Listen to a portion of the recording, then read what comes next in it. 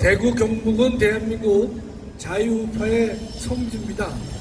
이제 성지에서 애국 동지들을 만나 뵈니까 너무나 반갑고 감사합니다.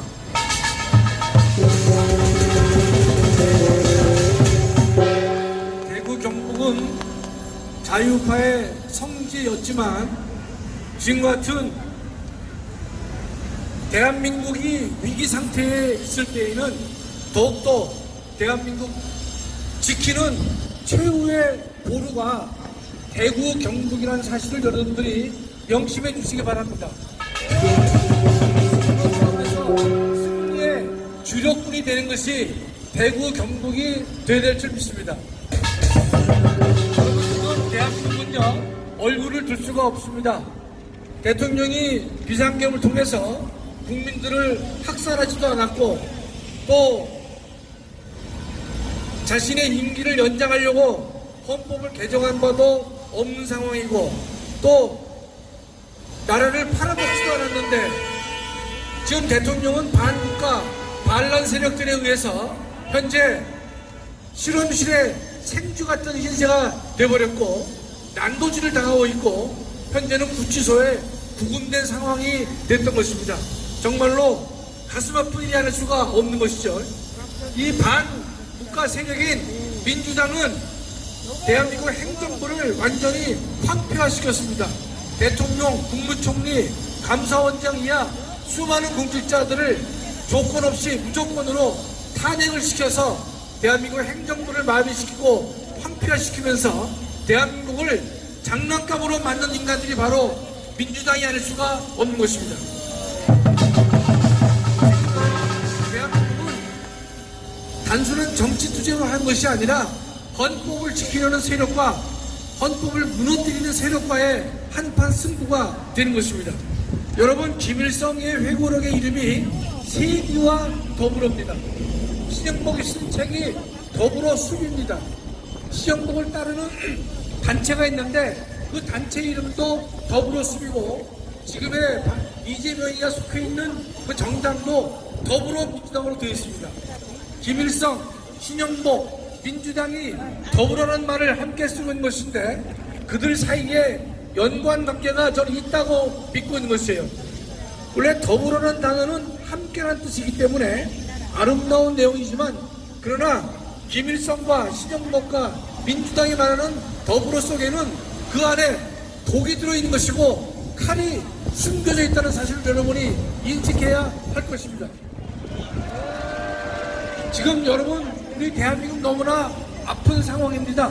여러분도 저도 마찬가지지만은 심장이 터지는 우리가 살고 있는 것이고 가슴이 폭발해서 터지기 직전에 삶을 살 것입니다. 저들의 불법과 악행을 다 일일이 열거하기 어려울 정도가 되는 것인데 정말로 눈길을 닫고 살고 싶지만 닫기도 어렵고 듣자니 속이 터지는 그런 상황이 아닐 수가 없습니다. 현재 대한민국은 고난의 바다를 건너고 있는 것이고 불붙는 유리바다를 건너고 있는 중에 있습니다. 그러나 대한민국은 결코 침몰하지 않을 것입니다.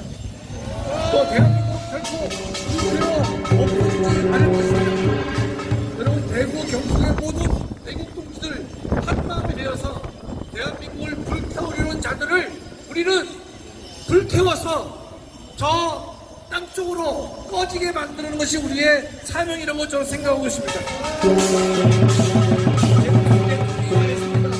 우리가 법이 될 때는 저항은 의무가 된다고 했습니다.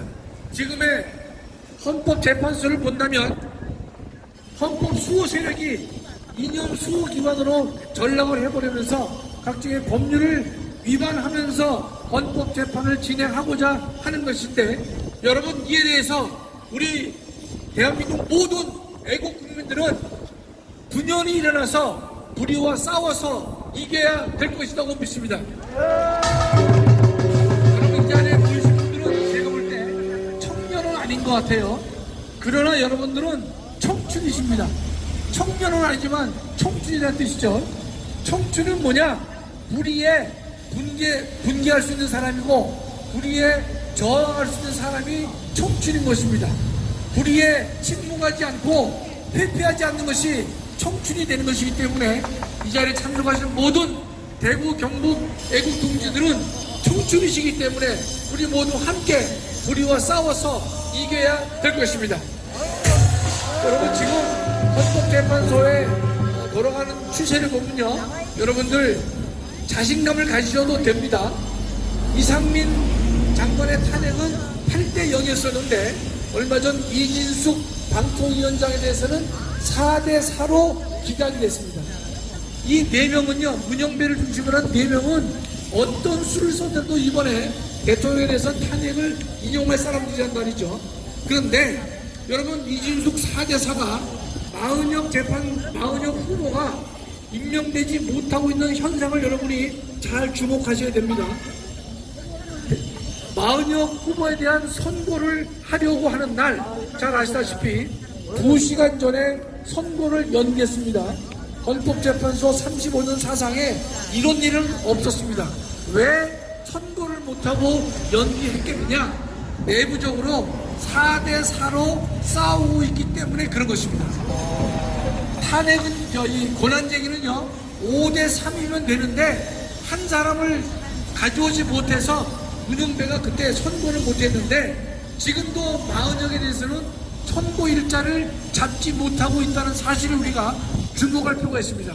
그러면 여기까지 4대 4가 된 가장 중요한 배경에는 여기 참석하신 모든 애국동지 여러분이 중심이 되어서 광화문에서 12월 7일, 14일, 21일, 28일에 걸쳐서 매주 모여서 여러분과 국민들의 의로운 분노를 강력하게 표출해냈기 때문에 헌법재판소가 흔들리고 있다, 이런 뜻입니다.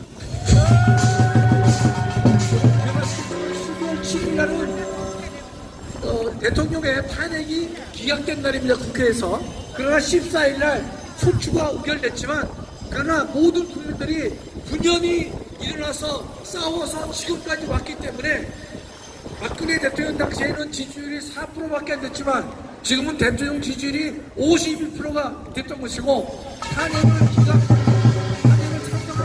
못지않게 반대하는 여론이 강력하게 전국적으로 일어나고 있기 때문에 헌법재판소의 4명의 좌우 우파에 속하는 재판관들이 강력하게 버티고 있다는 사실을 우리가 알 수가 있는 것입니다. 자, 그렇다면 헌법재판은 순수한 사법재판이 아니라 정치적 사법이라는 말을 씁니다. 그 이유는 뭐냐? 국민들의 여론에 의해서 정치적 향배에 따라서 헌법재판의 결과가 바뀔 수도 있고 바뀌어도 무방하다는 것으로 우리가 해석할 수가 있기 때문에, 여러분, 우리 목사님께서 늘 말씀하시지만 3월 1일 날 1000만이 모여서 의로운 분노를 표출한다면 4대 4로 기각될 것이고, 한 걸음 더 나가면요 7대 1로 기각될 확률도 있습니다.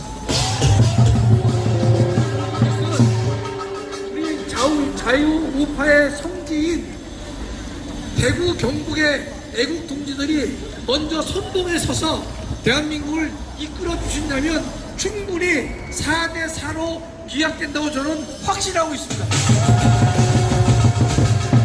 여러분들 분연히 일어나 주시고요. 또 주변에 이런 분들이 있어요. 나 하나 나간다고 꽃밭이 이쁘게 단장될 것이냐, 내가 물든다고 이 산이 붉게 물들 것이냐, 이런 의문을 가진 분들이 많이 있지만, 그러나 너와 내가 함께 한다면 꽃밭을 이룰 수 있는 것이고, 너와 내가 함께 한다면 산을 붉게 물들 수 있다고 저는 확신한 것입니다. 그 이후에 대구 경북의 모든 애국 동지들이 먼저 선봉꾼이 되어서 대한민국을 이끌어 주시기 바라는 것이고, 3월 1일 날 1000만이 아니라 이번 주부터 1000만이 모여서 의로운 분노를 강력하게 표출해 주신다면 그 의로운 분노는 우리 국민들이 갖고 있는 저항권 행사가 되는 것입니다. 우리 저항권이라고 하는 것은 국가 불법에 대해서는 누구든지 다툴 수 있고 언제든지 싸울 수 있고 어디서든지 싸울 수 있는 것이 저항이 되는 것입니다.